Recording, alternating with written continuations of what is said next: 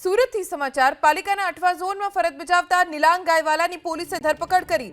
એસએમસીના અધિકારીએ મોડી રાત્રે અકસ્માત સર્જ્યો હતો। અકસ્માત એટલો ભયાનક હતો કે રસ્તાની સાઈડ પર ઊભેલી કારને પાછળથી ટક્કર મારતા કાર ડિવાઈડર તોડીને બાજુના રસ્તા ઉપર આવી ગઈ। જો કે સદનસીબે આ ઘટનામાં જાનહાનિ ટળી છે, પરંતુ હાલ જે જાણકારી મળી છે તે મુજબ નિલાંગ ગાયવાલા જે નશામાં હોવાની પુષ્ટિ થઈ છે। પોલીસે નિલાંગ ગાયવાલાની ધરપકડ કરીને સમગ્ર મામલે તપાસ શરૂ કરી છે। સુરતમાં 8વા ઝોનના ફરજ બજાવતા નિલાંગ ગાયવાલા કે જેણે નશાની હાલતમાં પહેલા તો ડ્રાઈવ કર્યું અને નશાની હાલતમાં વાહન ચલાવીને રસ્તા પર સાઈડમાં ઊભેલી કારને જોરથી ટક્કર મારી। આ ટક્કર એટલી જોરદાર હતી કે કાર ડિવાઈડર તોડીને બાજુના રસ્તા ઉપર પહોંચી ગઈ।